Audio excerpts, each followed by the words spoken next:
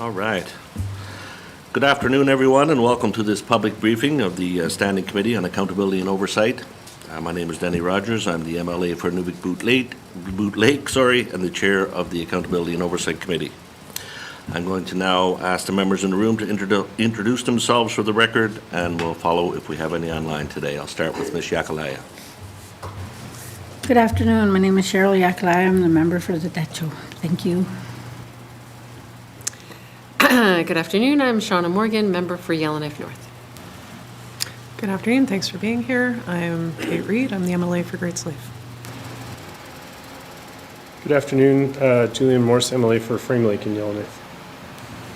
Robert Hawkins, MLA for Yellowknife Center. Always happy to be here. And despite not having our millions of subscribers tuning in today, it's just us. Thank you. Welcome, Minister. Danny McNeely, MLA for the Sawtooth. Jane Wayellen Armstrong, MLA for Montee, Culture Region. Thank you. Mr. Kieran Testart, MLA for Range Lake, is also attending. He had to step out for a moment. We'll be back shortly. So thank you, members. Today we'll receive a briefing on the Territorial Formula Financing. Please note, everyone, this meeting is being live streamed on the Assembly's social media channels, and I'd just like to remind everyone all members and witnesses to direct all questions and comments to myself as chair and to wait to be recognized to help things in the booth run smoothly. So I'll now pass it over to Minister Wawzonek to teach us everything we need to know about the roughly 70% of all the revenue we receive in this territorial government, to introduce herself and her team and begin the presentation. Thank you. Thank you very much, Mr. Chair, and thank you for the opportunity to present on the Territorial Formula Financing Arrangement. With me today on my right, Deputy Minister of Finance Bill McKay. On my left, Director of Fiscal Policy Kelly Bluck. Also with us in the room, my Ministerial Special Advisor Drew Robertson, and Acting Senior Advisor to the Deputy Minister of Finance Sarah Monroe. The Constitution Act requires the federal government to provide sufficient revenues to all jurisdictions to support the delivery of reasonably comparable public services at reasonably comparable rates of taxation. This requirement is addressed through the Territorial Formula Financing, or TFF, for the territories and equalization for the provinces. TFF is a key component of responsible government in the Northwest Territories. TFF is an annual, unconditional federal transfer, and it is designed to fill the fiscal gap between what the GNWT would raise in own source revenues and what we need to provide government programs and services at comparable levels to those in the provinces. Accordingly, this allows the territorial governments to access revenues based on this formula, which are then used to deliver the services of government in the manner and level the Territorial Legislative Assembly sees fit. Territorial Formula Financing is the largest source of the government's revenues and the primary driver of overall revenue growth. It is important, of course, then, that MLAs are informed of how the level of this transfer is determined and the process through which the federal government reviews and establishes the formula and funding levels. That concludes opening remarks, Mr. Chair. We will proceed to the presentation if that's agreeable to committee. Thank you. Yes, please proceed. All right, thank you, Mr. Chair. So I will just go to the first slide here. So this is just an outline of, Mr. Chair, of an outline of the presentation that we're going to present today. Is this the right presentation? You're on slide 3. Oh, sorry. There we go. Okay, so first we're just going to give an introduction to the Territorial Formula Financing, its history, its context, and its size. Then we'll go into the TFF principles. So there are a number of principles that the federal government and the territorial governments use to approach how to determine the TFF. And then we'll spend some time just going through the structure of the TFF. So at a basic level, we have the gross expenditure base and its escalators, so that makes up how much the territory needs to deliver the programs that we deliver, to deliver the programs that we're required to deliver. And then that is reduced by eligible revenues, so that's not necessarily the amount of revenues that we raise, but the amount of revenues that we have the capacity to raise, and we'll go into how that's determined. And then there's an economic development incentives, so about 30% of those eligible revenues or potential revenues are, it's reduced by about 30%, so we have an incentive to use those revenues to raise or reduce taxes.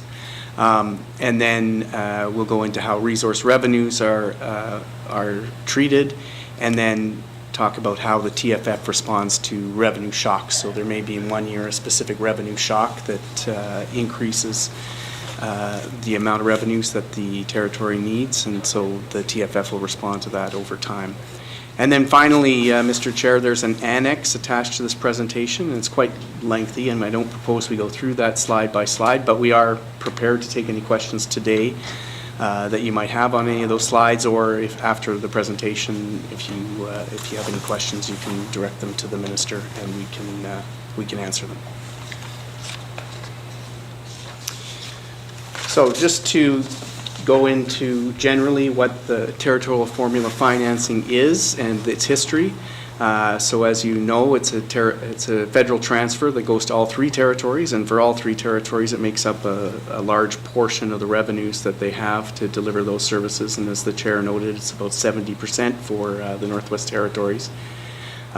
It's important to note that the TFF grant is unconditional block funding, so it comes to the territory as block funding and can be used in a flexible manner in any way the territory deems necessary or that the Assembly votes on. It's been in place since 1985-86, and there was agreements in place between 1985 to 86 to 2006-2007. And at that point, the TFF was put into the Federal Provincial Fiscal Arrangements Act, so it was rolled into the same. Oh, that's right. It was rolled into the same program as equalization, and it's renewed every 5 years. And then you'll see here, there's been renewal adjustments on a number of occasions since that time. So the first adjustment since that act was put in place was in 2014-2015. And that was to deal with revenue coverage and resource devolution. So when control over lands and natural resources was devolved to the territory, there was a block funding increase to the TFF to allow the territory to pay for those new responsibilities. And then there were renewal adjustments in 2019-20, so those were mainly just technical changes to the revenue measurement. And there's renewal discussions in the preliminary stage right now for 29-30 when it's going to be renewed again. And then before 85-86, it was annually negotiated budgets prepared by territorial officials and then given to the federal government, much the same way that we do contribution agreements now. So the next slide just talks about the TFF principles. So the principles are generally agreed upon by the territorial governments and the federal government. The first being responsibility and accountability. So it's generally understood that the territorial government is fiscally responsible for its budget, and it's approved by the Legislative Assembly and can be audited by the Auditor General of Canada. So the TFF goes into that pool of money that's subject to responsible government of the territory. It's also, the next principle is adequacy and comparability. So what we mean by that is that adequate funds are provided to provide reasonably comparable services to those in provinces and reasonably comparable levels of taxation, but also while still reflecting the special circumstances and challenges of providing those services in the territories. The next is affordability. So as I noted before, it's in the statute now, the framework for determining what the TFF is, and it's that way it's more predictable, and the federal government can predict what they will be having to outlay for TFF over the next 5 years, so it gives them a certain affordability. It also provides, as I mentioned, predictability and certainty. It allows them to plan accordingly, because both the federal government knows what they're paying and the territorial governments know what they're receiving over time, so they're able to plan over the long term.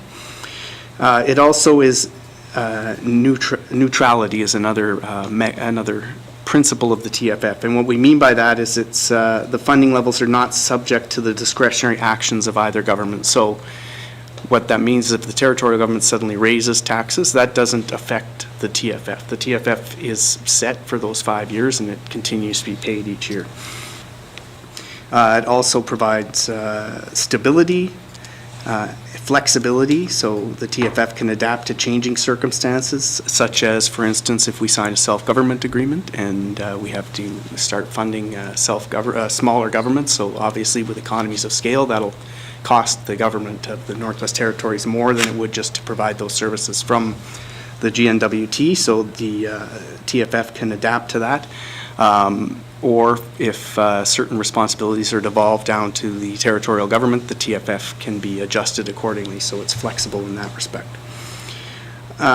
It also provides incentives, so what we mean by that is there's no disincentive to raise your taxes or raise your own revenues in order to support economic development or expand your revenues. So there's no disincentive to taking an active role in terms of trying to increase taxes for specific projects or programs. So just want to touch for a little while on the principle of policy neutrality. So as I mentioned, the TFF is designed not to change as a result of the GNWT's direct spending and tax policy actions. So higher spending does not increase the gross expenditure base or increase your TFF entitlement. Higher tax rates or the imposition of new taxes do not increase the eligible revenues or decrease the TFF entitlement. And lower spending or taxes will not affect the size of the TFF entitlement. But they can exert indirect influence, for example, by making the NWT an attractive place to live, or the gross expenditure base is increased. So I mentioned at the outset that the basic structure of the TFF is that we determine what the gross expenditure base should be. So that is what the territory needs in order to deliver all the programs required to deliver services at a similar level to the provinces. So once they have that amount, they look at eligible revenues. So that's own source revenues based on national average tax rates. So it's your revenue raising capacity, not necessarily the revenues that you raise. And so you reduce the GEB by the eligible revenues, and that gives you the TFF grant. So just from that quick review, I'm sure the members can understand the importance of in getting that gross expenditure base right. So the GEB is a proxy measure of the expenditure requirements required to deliver government programs and services comparable to the provinces, but it's also intended to take into account remoteness, harsh climate, the fact that we have very small dispersed populations, lack of economies of scale, and a higher cost of living. And in all three cases, the GEB or all three territorial cases, the GEB is higher than eligible revenues. So because of that, they're entitled to a TFF.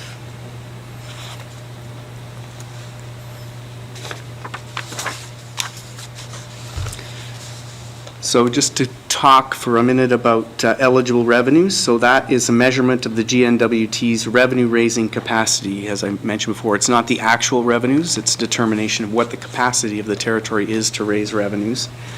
And certain things are not included in that, so that transfers and recoveries are excluded from the grant calculation. And increase in these revenues will just increase the GNWT's total revenues. It won't affect what the eligible revenues are. There's 9 categories of revenue which are similar to equalization. So personal income tax, business income revenues, consumption taxes, so sales tax, lotteries, motor vehicle licensing, tobacco taxes, gasoline tax, alcoholic beverages tax, payroll tax, and property taxes. So any tax such as that would be included as an eligible revenue. But some revenues, as I mentioned before, are not included in eligible revenues, and one of the most important of these is the resource revenue, so that's treated differently, and we'll get into that later in the presentation. Investment income, so if the territory invests money in GICs or has money interest gained on anything like that, that's not included as a revenue. Transfers from the federal government or from other third parties aren't included as as a revenue, and also recovery. So if the territorial government is in a lawsuit and recovers money because of that, that's not included as a resource, as a revenue. Resource revenues, as I mentioned before, are treated differently. That's the case with equalization as well. So basically only 50% of royalty revenues are included in the calculation of the eligible revenues. So they're treated somewhat differently from eligible revenues, in that any other type of revenues, 100% of those revenues are included in the eligible revenues calculation.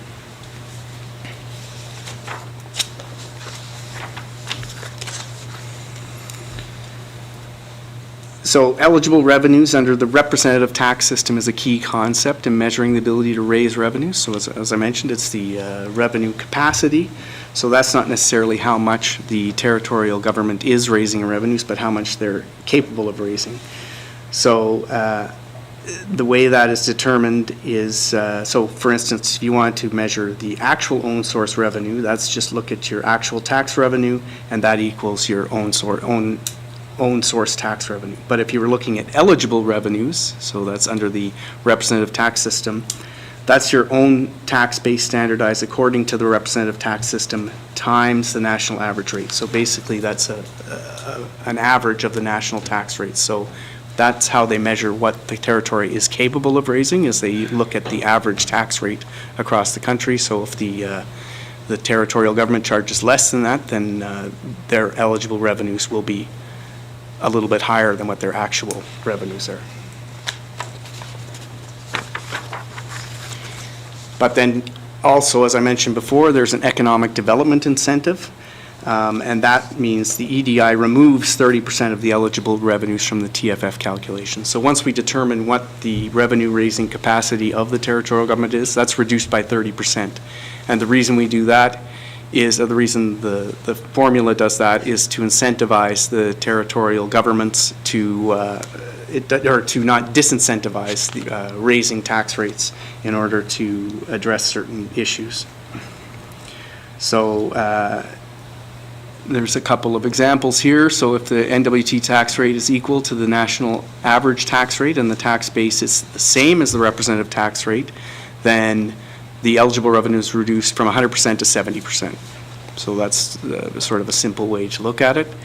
And then if there is a difference between that average tax rate and the territorial rate, there's a clawback. So essentially, if we go above the amount that the average tax rate is, then we have a clawback, or if we go below that, then there's a clawback to ensure that the TFF is giving us the same amount as, it equals the representative tax base being the eligible revenues taken away from the gross expenditure base.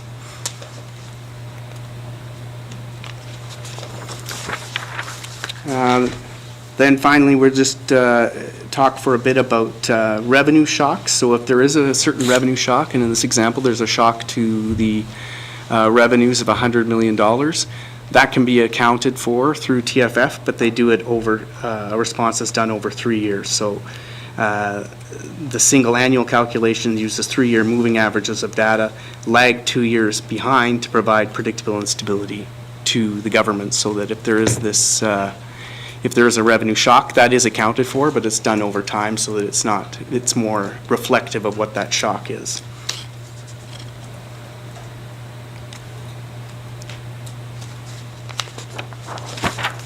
And then finally, as I mentioned before, resource revenue sharing is also part of this. So under the Northwest Territories Lands and Resource Devolution Agreement, members will recall that there was, we collected all resource revenues and shares, and we share that 50% with the federal government, so that's accounted for in the TFF. And then there's a net fiscal benefit, and that's the remaining 50% of resource revenue is capped at 5% of the gross expenditure base. So we've never reached that, but if our royalties, 50% of royalties ever reach 5% of our gross expenditure base, it would be capped at that amount. Resource revenues, so just as an example, resource revenues in 25-26 would have had to exceed $109 million in order to trigger that cap, so we were far beneath that. Resource revenues are outside the TFF, but the resource revenue is offset, is subtracted from the TFF entitlements. So that's how the 50% that goes to the federal government is accounted for, is subtracted from the TFF entitlement. So just as an example, in 23-24, resource revenues were offset against the TFF entitlement for 25-26, and for 23-24, it was 559,000, so the set off against the TFF was 279,500. So that's the end of the presentation, and I know a lot of that was hard to follow, but we can, we're here to answer questions, and we have a bit of time to do that. But I would just, if I could just have the presentation back on the screen for 1 second.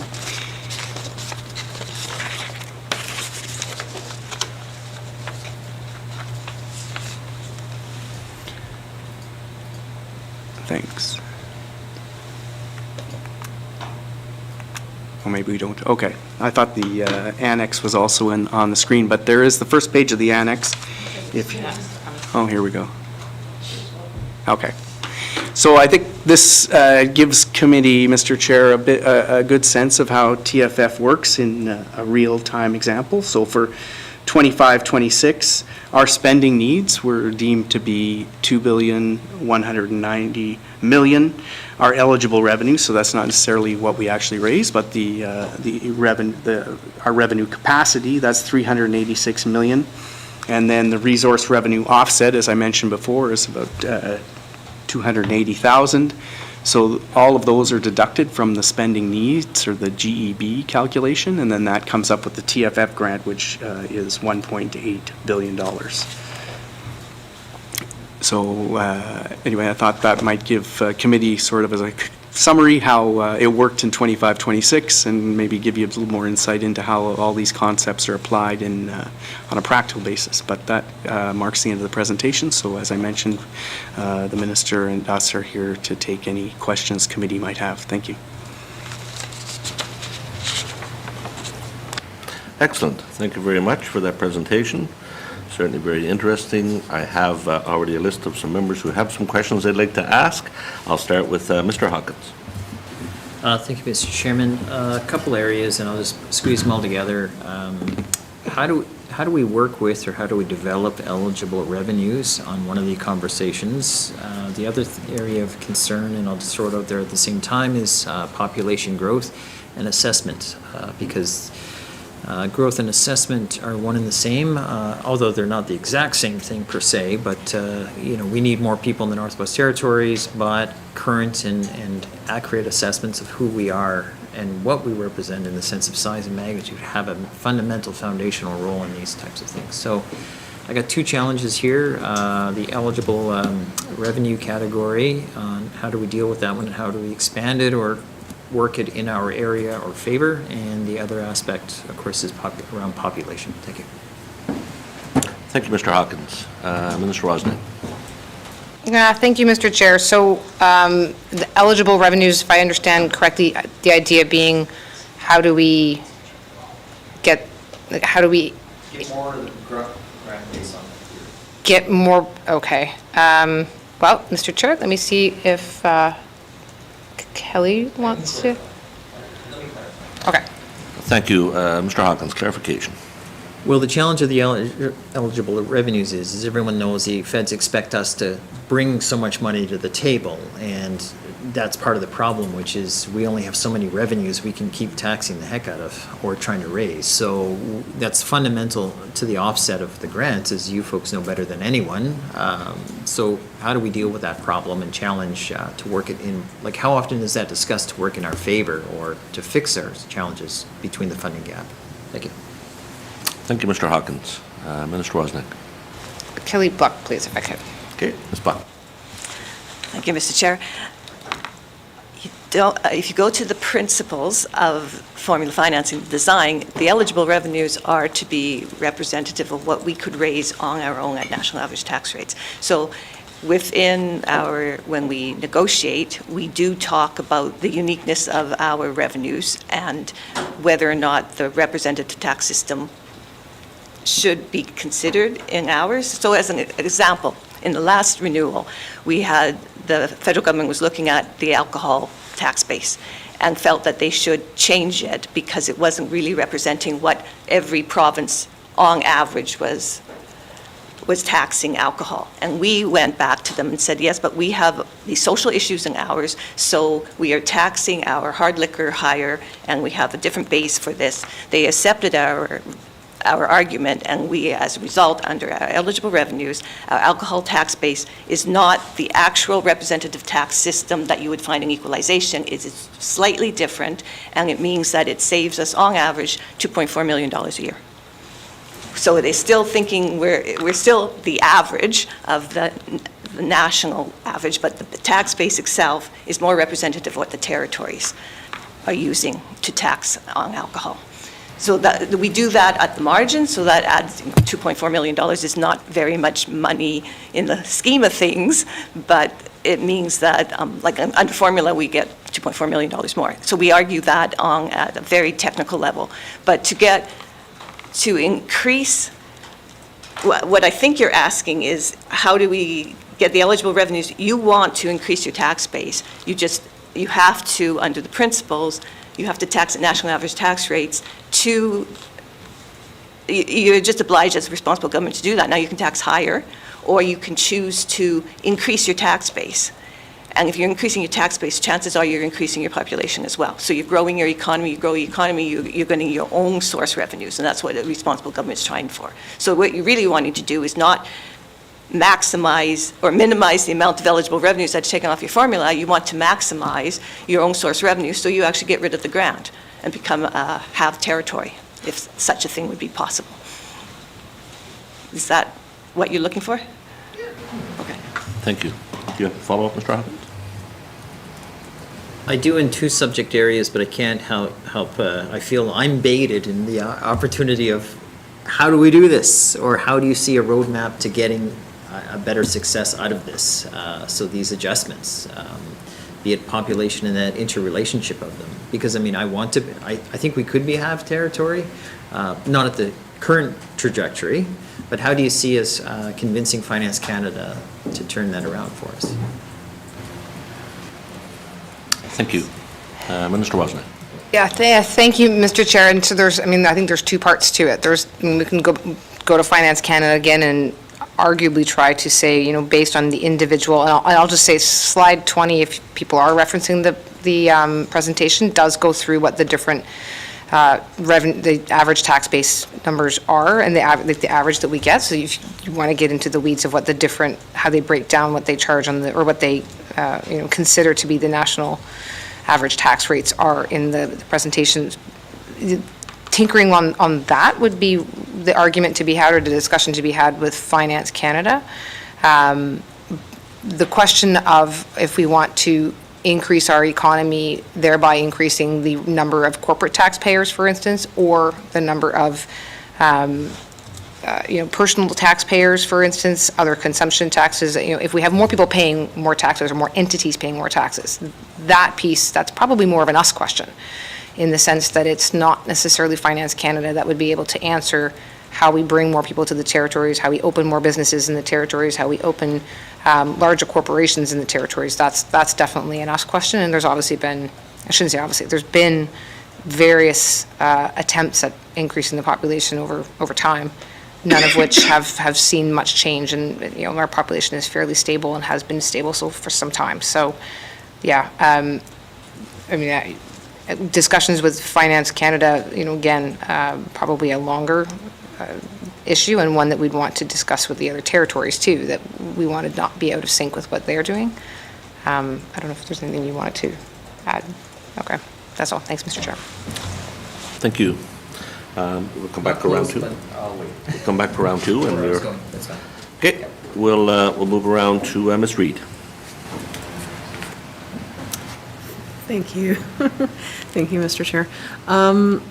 So the narrative of the TFF in the public imagination is always like this amount of money per head. And from what we're talking about today, that's clearly not the case. Is there Is there an argument to be made around how we're better explaining this to the public? Obviously, we're trying to do that a little bit today through this briefing, but when we say wholesale in this assembly and previous assemblies that we want to increase our population, it's not so much increasing the per head, so to speak, or can you explain that a little bit better? Because I think there's a popular narrative and then there's reality, and I would like if you could just maybe speak a bit to that, and we can go from there. Thank you, Mr. Chair. Thank you, Ms. Reid. Minister Wawzonek. Thank you, Mr. Chair.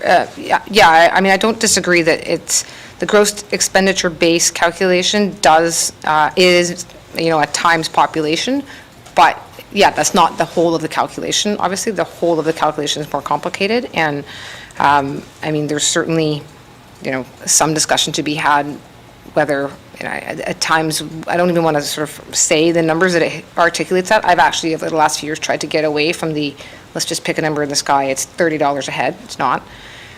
But the number that it is doesn't necessarily reflect the costs of delivering the programs and services that we as an assembly are choosing to provide. It can often be much more complicated than just that number. But yeah, I mean, if we wanted to look at how to change the narrative of territorial formula financing, maybe even frankly going back to the last series of questions of how we change the gross or the population base or the tax base that we have, number of people paying taxes, corporations we have paying taxes, types of corporations paying taxes, their ability to bring money into the economy what that will do for us as a territory, that gets us away from being dependent upon this. Yeah, how to do that? That's a very large political question. I don't know if I missed something. I'm kind of. Growth rates, if you want. Maybe I'll just go to. Director Buck has just suggested growth rates, which maybe if I could just turn to her briefly, please. Yes, thank you. And I think kind of the question, if I can, follow up Ms. Reid, is that there is this perception out there that every person that moves to Northwest Territories will receive an additional $37,000 per person to move in here. We need to increase that population. And I think we're trying to get to that. And I get it, and given that the funding, as you had said in your presentation, doesn't have any strings attached to it, so there is certainly a cost to provide the services to anybody that we have in here, but is there a kind of a number that you could generalize, I guess, which is the common narrative out there, to what each individual living and paying taxes and residing in the north brings in TFF, I guess. Thank you. Fair Kate? Ms. Reid? Thank you, Mr. Chair. Yeah, I guess that's a fair characterization of the narrative that's out there right now. I would say that the narrative isn't the full picture, though, and what I'm interested in having the conversation today is if we are talking about increasing the population by whatever means, be it immigration, be it increasing the birth rate, be it in any whole host of choices that are before us, encouraging more businesses to locate here and bringing in their employees, whatever that might be. What is the true benefit of having a larger population if it's not dollar per head? Thank you. Thank you. Ms. Buck? If it's not, sorry. The true benefit of the population, if it's not 37,000. If it's not just that sort of singular number. Right. Yeah. Or is there a singular number? And it sounds like there isn't a singular number, but is there a singular number? And if not, then what's that benefit? Yeah. Sure. Okay.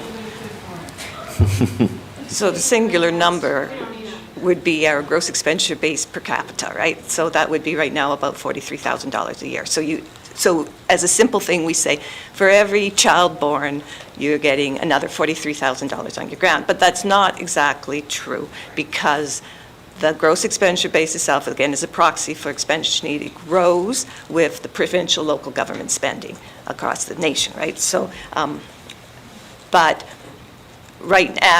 the population is adjusted by our population growth compared to the national growth. And right now, our population growth is less than the national growth. So there's an actual drag on our gross expenditure base, which we're arguing we shouldn't have. But that aside, so you're growing your population by expanding your tax base. will put in, well, for example, if we didn't have, we're losing $10 million a year right now on our gross expenditure base just because our population growth is slower than the national average. And if we didn't have the drag, so if we just said that we either get population growth, if we're greater, we get it, or otherwise it's just 1, so there is no adjustment factor, we would get an extra $10 million a year. That's what population does for us. So you grow the tax base, you're going to necessarily grow population usually, right? And that's why, so that's what we really need to do if we want to maximize our territorial formula financing. I think that's what we're Thank you. asking, yeah. No, it's good. Do you have a follow-up, Ms. Reid? Thank you, Mr. Chair. And so I suppose that in a roundabout way counteracts my argument around fertility supports that I put to the minister previously, because babies don't pay taxes, but they could down the line. So I will probably continue to pressure the minister on that. Thank you, Mr. Chair. Thank you. Next I have Mr. McNeely.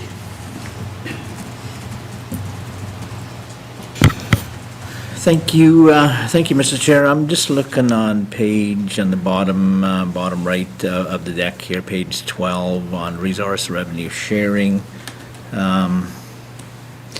Can the minister explain, like, since we tabled our first budget here for this 20th Assembly on restoring fiscal balance, what initiatives have the Department of Finance taken since then? Thank you. Thank you, Mr. McNeely. Minister Wawzonek. Thank you, Mr. Chair. On resource revenues specifically, or? Restoring balance, the strategy on restoring fiscal balance that was tabled. Oh, sure. Sorry, Mr. Chair. Yeah, so on restoring balance, the idea being that we want to get to a place where the total revenues that we have, which includes obviously a large proportion coming from territorial formula financing, but also the other sources of revenue that we get from the federal government, aren't being sort of continually outstripped by the expenditures that we have, particularly for operations, putting us into a continually growing debt situation. And so, there's a few things that we've done, and I don't have all of them in front of me, but I'll do my best just to summarize. We've seen around $106 million in cuts and reductions to our overall operational spend, and combination of that with increased revenues in certain areas. So in that regard, for example, there was a number of departments who had seen that they hadn't actually increased their licensing and fees, for instance, since 2012, 2014, quite a long time. So that has been modified. And as a result of all of that, so we're bringing ourselves in line where we are not actually growing debt at the same rate that we had been for kind of many successive budgets.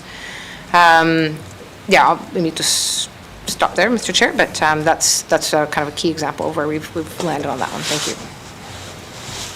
Thank you, Minister Wawzonek. A follow-up, Mr. McNeely. Thank you, Mr. Chair, and thanks for the reply information there, Minister. My next question is we approach this 20th Assembly by saying we're going to increase sales and reduce costs. So I'm glad we're living up to the word of reducing costs in the tune of $150 million in cuts, or 106. This whole formula funding, as everybody knows, is very confusing. But at the end of the day, we can comfortably say it's a formula for confusion plus status quo. And our self-thought could be what capacity or independence initiatives we have? Next to none. Okay, realizing that increasing sales on that concept, approaching forward and looking at the same page, has there been talks going on to take over the other half of devolution? Thank you. Thank you, Mr. McNeely. Minister Wawzonek. Thank you, Mr. Chair. So I can certainly put the Premier's office on alert that might be a question that's coming. They would be the lead on that. I can give you the information, what information I do have, which is that back in 2014, when we had concluded devolution as a government, there was an expectation that after 5 years, so 2019, that there'd be a review of the agreement. To do that review does require an agreement by all of the signatories to devolution, which is not just the GNWT, but all of the IGC members. And my understanding is that although the IGC or IGCS, the Secretariat for the Intergovernmental Council, does meet regularly, there's been a lot happening. We have a much better sense of organization within that entity now. I don't know that they have proposed to undertake the formal review. That is sort of outstanding to be done. So to my knowledge, that work has not begun, or at least is certainly not at the point of its conclusion. And now again, I sort of say that subject to the it's not my department kind of warning. So again, I'll take it back to the Premier's office, let them know there's some interest in it, but that's my knowledge as best as I have it. Thank you. Thank you. To the point, Mr. McNeely? Yes, thanks, Mr. Chair. My statement is a statement only, not a question. I guess to some degree it would be following up to the question of the question or the reply that we got. Would the minister provide the information for the last 3 or 5 years on the devolution producing revenues to the principals of devolution? How much money did we all get here in each component that signed on to that devolution for the last 5 years, so we can see the phase of the downward trend in resource revenue sales? Thank you. Thank you, Mr. McNeely. Minister Wawzonek. Thank you, Mr. Chair. Yeah, we do report on that, I believe, every year, and certainly happy to provide that. So it's the, and slide 12 there does show our offset, meaning the 50% that does get turned back to the federal government, 279,000, so not significant money in the last little while, and it certainly has been on a downward trend. We've had some better years than others, obviously, but yeah, we can certainly provide it. It's shared with all of the signatories to the devolution agreement. And there's some amount that is held in reserve for any new members who may opt to sign that agreement who did not originally. And then, so there's that component as well. These are not huge sums of money necessarily, but they are accounted for year over year, and I'd be happy to provide it. Thank you. Thank you. Just on the topic of resource revenue, I note that 50% of resource revenue is included in the eligible revenue. So I assume based on the example you put in your presentation, and that 50% then does not get the 30% EDI attached to it in itself? Do you want to go there? Sure. Mr. Buck, Ms. Buck. It's not, just to be clear, the resource revenues are actually outside of territorial formula financing completely, so they're not ineligible revenues. So it's our actual resource revenues we receive. 50% of them are offset against the grant 2 years later. So right, so it reduces our grant by that much? It reduces our grant by, yes, and half. And we don't get the 30% EDI? No. Favorable EDI on that? Okay, that was kind of my question, because who knows, maybe we'll have some more resource revenue down the road. Other questions for first round? Mr. Morse. Thanks. This is just dovetailing into the questions that Mr. Rogers was just asking, but I guess, do we have any indication why resource revenues are treated so differently than other, why is it if we were to tax, increase taxes, we can generate all the revenue we want without penalty, but resource revenues are kind of halved and penalized? It just seems like a strange sort of disincentive to development that's applied only to this one area of the economy. Is there any insight as to why that is that way? And I think the biggest impact I can think of, and there's lots to say about the subject that we don't need to go down the rabbit hole completely, but I would have loved to see us, during the diamond boom, collect significantly more revenue and get it into our heritage fund, which would over time make the territory much less dependent on things like formula financing for various investments in the Northwest Territories. I think it would have been good fiscal policy both for the territory and the feds. And so in that sense, there's a piece of me that's felt that there would really be a good case for going to the feds and saying, can we have this resource revenue money back if we promise to put it in our heritage fund? It's a bit pie in the sky, but at the same time, it would just be such good policy, and it would put the territory in a much better position to manage itself in the future, that it just seems like a great idea and proposal. But yeah, just to get to the first question, what is the reason that resource revenues were treated so differently than things like taxation revenue? What's the difference? Thank you, Mr. Morris. Minister Wawzonek.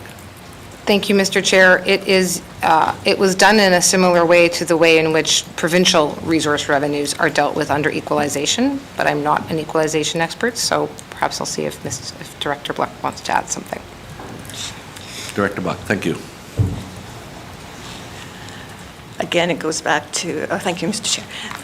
It goes back to the principles under what we're trying to accomplish under territorial formula financing compared to equalization, right? So when we had the devolution, when we had devolved the responsibility for non-renewable resources to the GNWT, we also received money to manage those resources. That went into our gross expenditure base.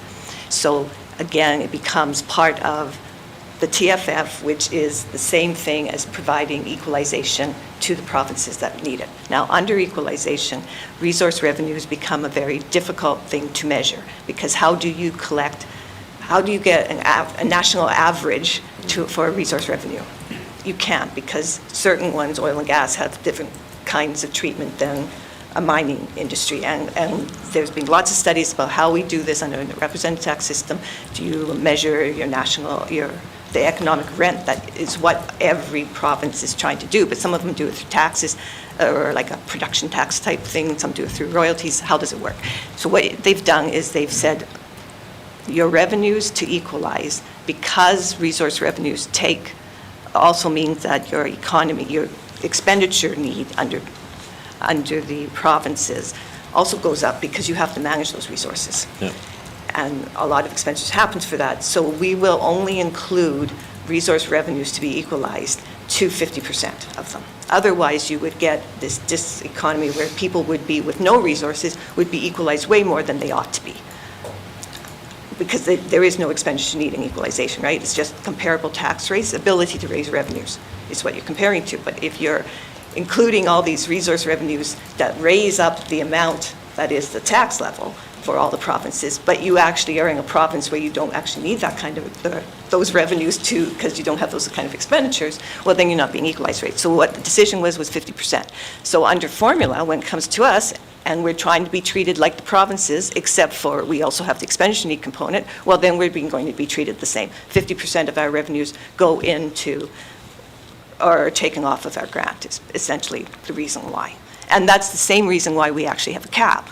So if we actually were able to reach 5% of our gross expenditure base, that is representative of the difference between the top equalization receiving province and the bottom one.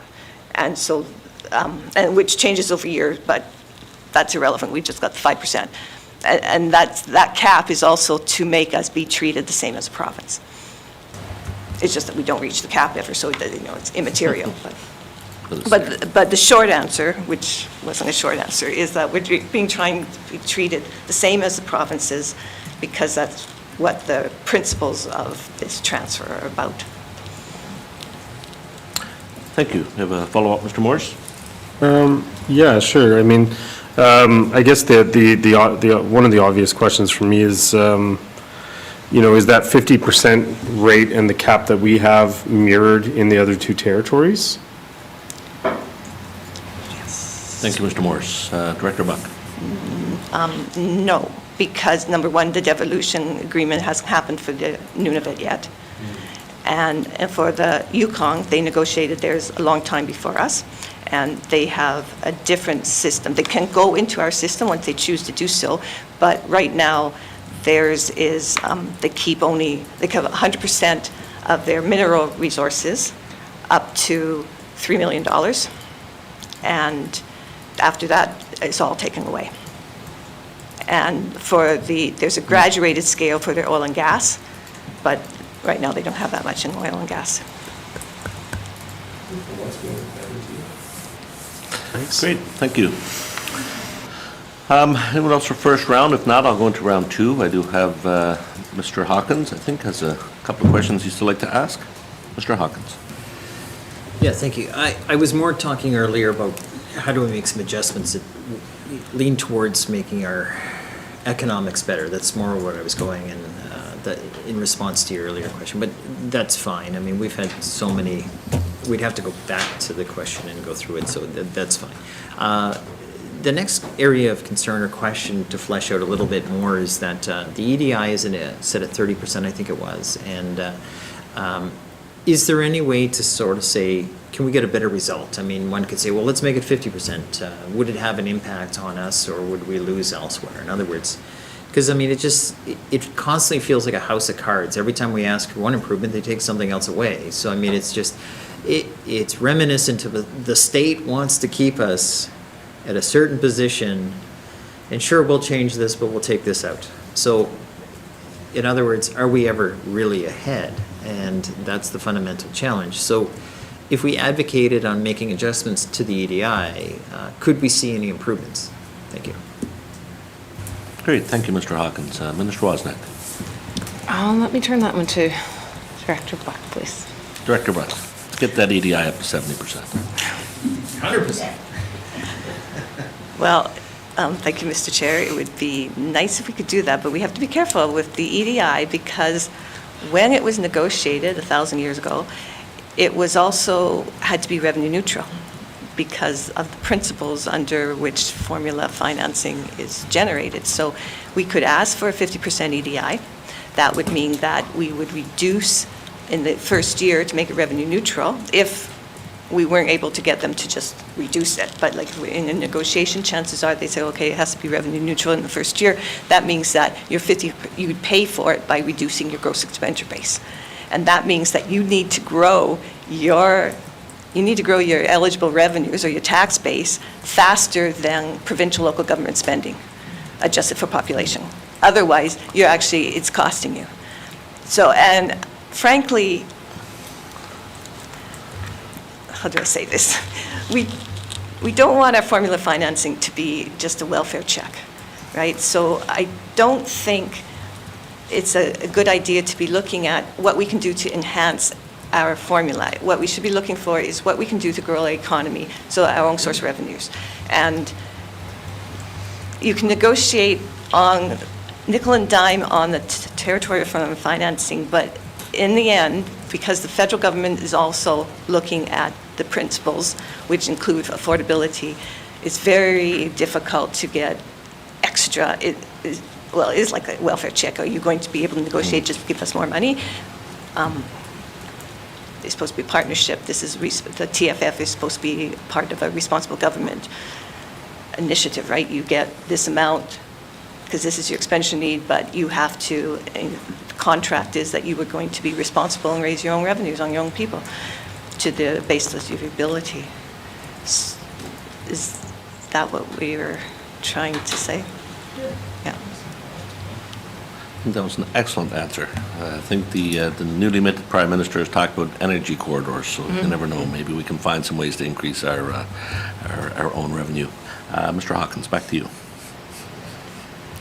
I mean, I agree it would be great if although you didn't say it this simple, but I agree it would be great if the feds would pay for everything. I mean, but you know what? Our budget would further keep growing to an endless amount, and I appreciate that the tango that has to happen between the two numbers, and you know, be the numbers of money being responsibly spent and paid for. So there's a relationship. Like in other words, where does it come from? What I mean, paid for. So I guess ultimately, if this is the right forum per se, is, you know, one could almost argue the equalization or the TFF payment isn't really the issue. Is let's come back to the real issue: is what are we doing to grow the economy, and how can we peel that layer off the onion and get right to the source? And that's usually where, no different than my colleague Ms. Kate had said earlier about population growth, and that's one of my areas of concern, is that more bodies represent growth, yes, with the transfer payment, but also with the stimulation in the economy as well. So that's where I think, you know, so what are you proposing or, if we can ask so much, even though this isn't per se the exact subject, but it's interrelated in such a way it's a Gordian knot, which is, what are you proposing to increase revenues into the economy that we don't have to rely so much on this? Thank you. Thank you, Mr. Hawkins. Minister Wawzonek. Thank you, Mr. Chair. So again, Mr. Chair, again, it doesn't, the territorial formula financing includes all of the tax-based revenues in the general, in the calculation, but it doesn't include the transfers. So when we get transfers for capital, it doesn't. And which is convenient, because there's one of the arguments and concerns that is raised, I would suggest quite frequently, from industries large and small, is the extremely high challenge costs and barriers created by not having transportation corridors or energy corridors into our communities. And if we can get to a place where we have improved transportation and energy corridors, it brings their costs down, it makes it easier to create business, stimulate whatever the economy might be. I mean, certainly the mineral resource industry is one that continues to be a foundation of the economy here, and has for a long time raised both of those elements. But even small businesses would say that the costs here to become competitive, whether it's across the border to the Yukon or whether it's across the border to one of the provinces, it's difficult to compete if it costs so much more to bring your goods up or to move your goods down. So we don't export a lot. There are companies here that are manufacturing products, and it's very expensive for them to send their products south, and so they don't. They stay at a certain small scale. It remains sort of this cottage industry in so many cases, unfortunately, because it costs so much for them to bring the raw materials up and then to export down south, and then to do the manufacturing because of the cost of electricity being so high. So, if you want that, my view, and again, as you just pointed out, Mr. Chair, there's been much conversation about creating more efficient corridors within this country to move raw materials and move goods.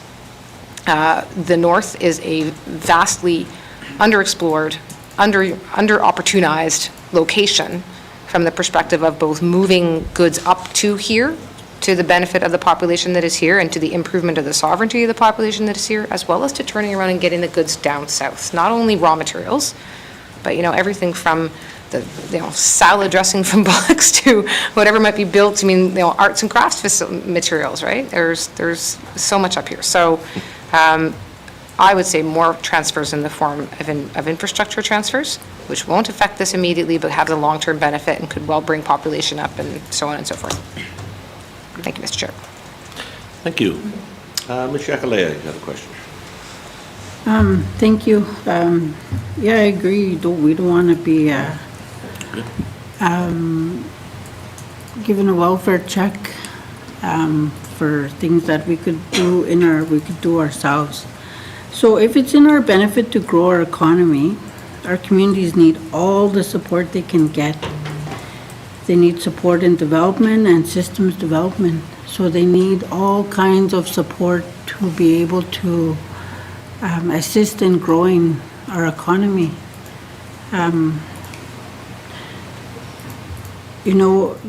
Things could be done in education, things could be done in infrastructure, things could be done in different departments to assist the community, especially ITI.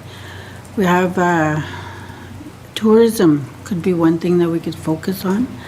Like you said, arts and crafts, there's things there that could be done. We have things in our regions that every region is unique and every region has their own things done. Satu has different things, Clinton region has different things, so it's supporting the regions in any development that they choose to, so it helps them kind of not get a welfare check, so to speak. So that's what I wanted to say. Thank you. What are you proposing for supports to the communities so people can develop? Thank you. Thank you, Ms. Yakalea. Minister Wawzonek. Thank you, Mr. Chair. Mr. Chair, there's everything, there's the larger scale, which is, trying to get a transmission line built to Wati, for instance, to trying to return rail services into the South Slave generally, for instance, as well as, there's certainly the small community infrastructure funding, there's the trades funding, trying to see the movement on community learning centers and either returning them to communities, as I know Clecho's quite interested and some of the Sautille regions are, or to finding a way to reopening them for those that are not. So this is probably an answer that could take an hour in every single department here, but where it fits back into this is ensuring that we as a government have the appropriate amount of funding available to provide that, because that is now an operational spend that we are obligated to provide to residents of this territory, just as every other resident of the country. And you get into, do we have enough in our formula based on the population to do that in a way that is reasonable? And that, that GEB, that the gross expenditure base, is meant to consider the fact that we are more remote, that it is more difficult to provide. I do ask, the fiscal policy folks to consider if that number is correct, given the lack of economies of scale, given the historical disadvantage that people in the north face, given the known fact that there are some costs here that are significant. I am not a trained economist, but the understanding of those factors does evolve over time and does need to get revisited to make sure that we have the money in our budgets to be able to get into a smaller community where things cost more. And so, all of those things need to keep happening and keep rolling out. I certainly would, my one last plug is that I certainly hope small communities use the money, and that there's nothing worse than having money back on the table that all of us as the Assembly have offered. So, make sure that the tourism funds get used, make sure the small cap funds get used for infrastructure, make sure that the health and social services funds for suicide prevention get used, because all of that's going to help folks be ready, able, willing, healthy to start a tourism business, right? Thank you. Thank you. Okay, I have no one else on the list right now for questions, unless there's any more. I will thank the Minister and staff for a presentation. Certainly appreciate you taking the time today. This concludes the public briefing on territorial formula financing, and the public proceedings will now be concluded. Thank you again, as my friend and colleague Mr. Hawkins say, to the millions of subscribers been watching us today. Certainly appreciate you taking the time as well. Thank you.